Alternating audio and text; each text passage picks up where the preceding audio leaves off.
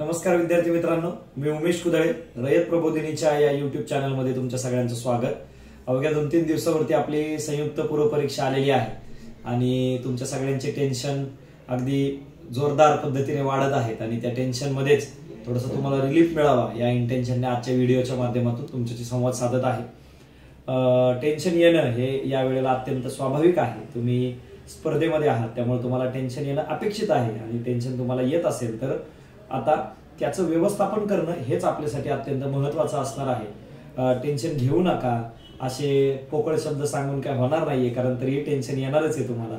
त्याचं व्यवस्थापन व्यवस्थित करून आता या टेन्शनला इफेक्टिव्हिटी मध्ये कसं कन्वर्ट करता येईल, कारण आपली ग्रास्पिंग पॉवर सध्या हाय असते। म्हणजे आपण वर्षभर काहीही केलं नसतं, शेवटच्या 2-3 दिवसामध्ये आपण खूप सगळा अभ्यास करून आपण आपल्या पदव्या घेतलेल्या आहेत, ते लक्षात ठेवता आपली ग्रास्पिंग पॉवर प्रचंड हाय आहे। या प्रचंड ग्रास्पिंग पॉवरचा या वेळेला आपल्याला सर्वाधिक जो बेसिक फायदा केला पाहिजे तो फायदा म्हणजे आपल्याला आपल्या रिव्हिजन्स व्यवस्थित पूर्ण केलेल्या असल्या पाहिजेत। रिव्हिजन पूर्ण केल्याचा फायदा असा होईल की आपल्याला सेन्स ऑफ कंप्लीशन आला पाहिजे। अभ्यास ही अनएंडिंग प्रक्रिया आहे असं आपण म्हणतो आणि रिव्हिजन अशी करा जेणेकरून सेन्स ऑफ कंप्लीशन तुम्हाला येऊ शकतो।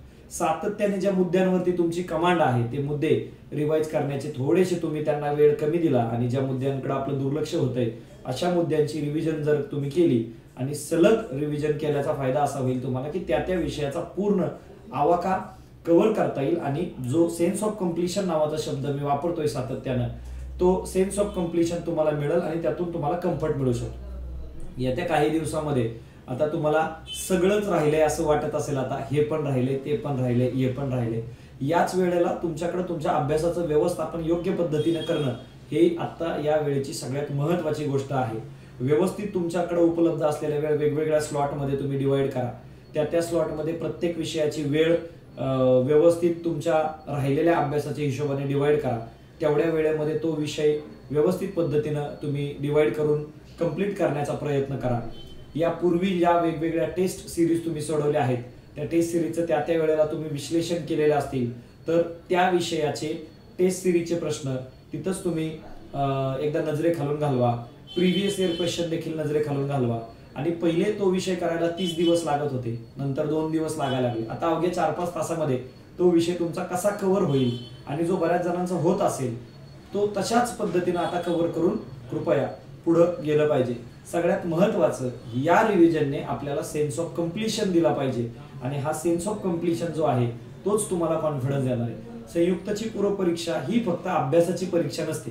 संयुक्तची पूर्व परीक्षा ही परीक्षा अभ्यासाबरोबरच तुमच्या पेपर सॉल्व्हिंगची देखील एक महत्त्वाची परीक्षा आहे। या पेपर सॉल्व्हिंगकडे विशेष करून आता लक्ष देण्याचं, त्या बाजूने ओरिएंट होण्याचं आपल्याला आता अत्यंत आवश्यक आहे। मित्रांनो, अभ्यासामध्ये आता वेळ मिळत नसेल तरी देखील प्रश्नांकडे लक्ष द्या, स्वतःला त्या बाजूने तयार करण्याचा प्रयत्न करा, वेळेचं व्यवस्थापन अगदी चांगल्या पद्धतीने करा। दुसरी महत्त्वाची गोष्ट, पेपर सोडत असताना काही बेसिक चुका मागच्या काळात तुमच्याकडून होत असतील ते एकदा तुमच्या समोर एनलिस्ट करतो। त्यातल्या चुका आपल्याला येणाऱ्या परीक्षेमध्ये टाळायच्या आहेत। त्यातली सगळ्यात महत्त्वाची चूक म्हणजे पेपर सोडवताना आपण पेपरमध्ये स्टक होतो। आयोगानं पहिल्याच पानावरती सूचना लिहिलेली आहे, एखाद्या प्रश्नाचं उत्तर माहिती नसल्यास त्या प्रश्नावर अडकून न राहता कृपया पुढच्या प्रश्नाकडे वळावे। आयोगाने इतकी सुंदर हिंट दिलेली असून देखील आपण स्टक होतो, त्यामुळे आपला पेपर कव्हर होत नाही आणि मग या कंबाईनच्या पेपर मधला सगळ्यात मोठा अडथळा तो म्हणजे पेपर कव्हर होत नाही। कंबाईनची पूर्व परीक्षा पास व्हायची तर तुमचा 100 मार्काचा पेपर वाचून झाला पाहिजे। मित्रांनो, सोडवून म्हणत नाही, सोडवणं हे ऑप्शनल आहे, तो तुमच्या अभ्यासाच्या पातळीवर ठरेल की किती प्रश्नांचा पेपर सोडवायचा आहे, परंतु पेपर वाचून जर व्हायचा असेल तर पहिला नियम आपल्याला स्टक होऊन चालणार नाही। ज्या प्रश्नांची उत्तरं तुम्हाला माहितीच नाही त्या प्रश्नांना वाचण्यात देखील वेळ घालवण्यात कोणताही अर्थ नाही। तुम्हाला प्रश्न पहिल्या लक्षात येतं की आपला हा प्रश्न अभ्यास करताना सुटलेला आहे का आपण तो कव्हर केलेला आहे। दुसरा एक महत्त्वाचा प्रॉब्लेम कंबाईनची पूर्व परीक्षा देताना येतो तो म्हणजे सिली मिस्टेक्स। सिली मिस्टेक्स जर तुमच्या होत असतील मित्रांनो तर तुमच्यासाठी वेकअप कॉल आहे। या परीक्षेला चाळणी परीक्षा असं म्हणलं जातं आणि यातली पहिली चाळणी जी आहे ती सिली मिस्टेकची चाळणी आहे। दरवर्षी आपल्या परीक्षेला 3-4 प्रश्न जर सिली मिस्टेक्स मध्ये जात असतील तर आपण आपल्या पायावर धोंडा पाडून घेत आहोत आणि अशा पद्धतीने धोंडा पाडून घेणं आपल्याला निकालाच्या बाहेर घेऊन जाते। त्याच्यामुळे सिली मिस्टेक्स टाळा, अचूक बिनचूक वाचता वाचता प्रश्न सुटून जाणं, योग्य पर्याय न वाचणं, इकडचा प्रश्न तिकडं गोल करणं, लाईननं सिरीज चुकणं, अशा गोष्टी आपल्या होत आहेत. खुणगाट बांधून ठेवा, आपल्याला या पेपरच्या वेळेला सिली मिस्टेक्स करायच्या नाही. तिसरा एक महत्वाचा मुद्दा, 100 मार्काचा पेपर आपला वाचून झाला पाहिजे. तो वाचण्यासाठी पहिल्या क्रमांकाचा नियम लक्षात ठेवायचा की आपल्याला स्टक व्हायचं नाही. स्टक झाले नाही तर तुमचा 100 मार्काचा पेपर वाचून होणार आहे. जो 100 मार्काचा पेपर वाचतो त्यानं निम्मी लढाई जिंकलेली असती. कारण बरेचसे प्रश्न घरी आल्यावर आपल्याला सुटत असतात, पण घरी येऊन सुटलेल्या प्रश्नांना आयोग मार्क देत नाही. हे कृपया लक्षात घेतलं पाहिजे. त्याच्यामुळे तिसरा नियम की 100 मार्काचा पेपर वाचून करण्यासाठी होण्यासाठी तुम्ही स्टक होऊ नका. चौथा महत्वाचा एक नियम ही परीक्षा उत्तीर्ण होण्यासाठीचा, तो म्हणजे मॅथ्स आणि रिझनिंगचे जे प्रश्न आहेत त्या मॅथ्स रिझनिंगच्या प्रश्नांची निवड करणं आपल्याला गरजेचं आहे. 40 मिनिटांमध्ये आपले 85 प्रश्न जीएसचे सोडूनच झाले पाहिजेत. उर्वरित 15 मिनिटांमध्ये तुम्हाला 15 मॅथ्स रिझनिंगच्या प्रश्नांना हात घालावा लागतो. त्यामध्ये 3 प्रश्न, जास्तीत जास्त 4 प्रश्न रिझनिंगचे तुम्हाला असे शोधावे लागणार आहेत की जे प्रश्नांना तुम्ही हात घालणार नाही. मी सांगतोय हात घालायचा नाही असे प्रश्न. 4 प्रश्न पेपर घेतल्या एलिमिनेट करून बाजूला ठेवायचे. राहिलेले 8 प्रश्न, 12 प्रश्न मॅथ्स रिझनिंगचे, 11 किंवा 12 त्यातले 7 किंवा 8 प्रश्न पहिले पदरात पाडून घ्या. मॅथ्सचे आले तर घ्या. त्यातून जर वेळ मिळाला तर या 4 प्रश्न जो ट्रॅप आहे त्या ट्रॅप मध्ये कृपया अडकण्यापासून स्वतःला वाचवा. महाराष्ट्राच्या कानाकोपऱ्यात एकही असा विद्यार्थी नाही की ज्याला रिझनिंग येत नाही.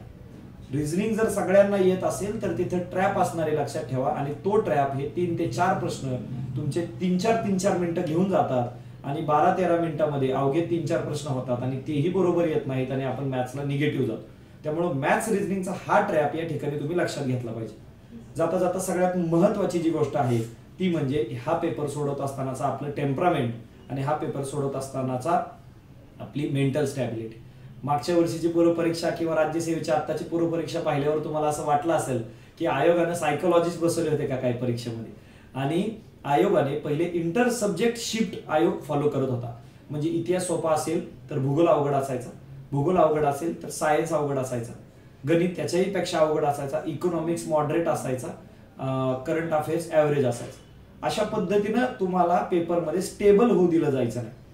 आयोगानं मागच्या वर्षीचा ट्रेंड जर पाहिला तर मी टेस्ट सिरीज मध्ये मागच्या वर्ष पेपर झाल्यापासून मी सातत्याने ही गोष्ट सांगतोय की आयोग आता हिस्ट्री या विषयामध्येच 4 लेवलला प्रश्न काढतोय. That is L1, L2, L3, L4. L1 म्हणजे सोपे प्रश्न, L2 म्हणजे कॉम्प्लिकेशन कन्फ्युजन होणारे प्रश्न, L3 म्हणजे ओळखीचे प्रश्न आणि L4 म्हणजे ज्या प्रश्नांची उत्तरं तुम्हाला माहिती नाही. असे प्रत्येक सेक्शन मध्ये L1, L2, L3, L4 अशा लेवलनं प्रश्नांची शिफ्ट केलेली आहे आणि इंटर रिलेटिव्हिटी आहे या प्रश्नांमध्ये. इकॉनॉमिक्स मध्ये गेला तुम्ही मागच्या वर्षीच्या पेपरमध्ये 6 प्रश्न L2 चे होते, 50-50 कन्फ्युजन मध्ये होते. नंतर आपल्याला असं वाटायला लागतं की आपल्याला काहीच येत नाही इकॉनॉमिक्स पेपर सोडवताना.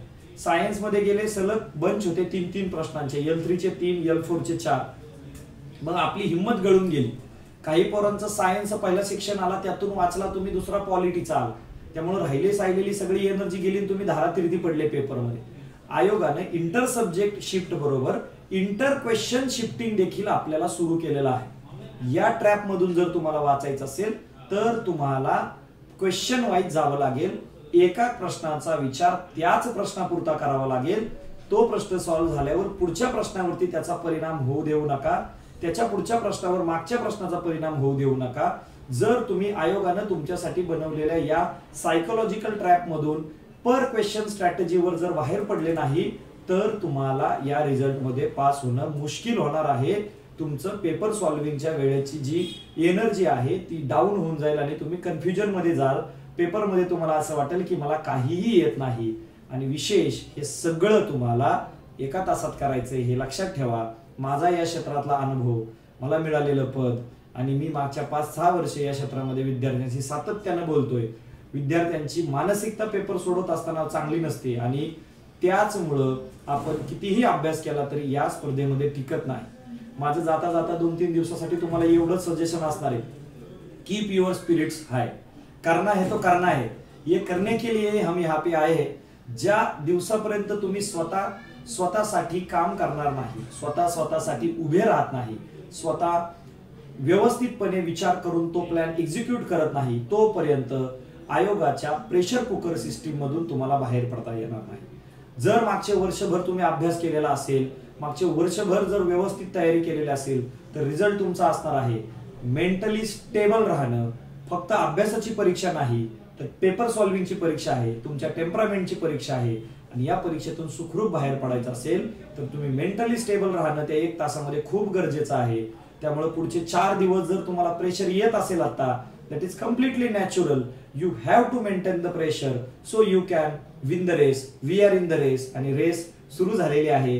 4 दिवसांनी या रेसची फायनल होणार आहे आणि या फायनल मध्ये तो जिंकणार जो स्टेबल राहणार। त्यामुळे तुम्हाला सगळ्यांना मानसिक दृष्ट्या स्टेबल राहण्यासाठी खूप खूप शुभेच्छा। सेन्स ऑफ कम्प्लिशन आणा, स्टेबल राहा आणि या परीक्षेमध्ये विजय निश्चित आहे। आतदीप भव। खूप खूप धन्यवाद। जय हिंद, जय महाराष्ट्र।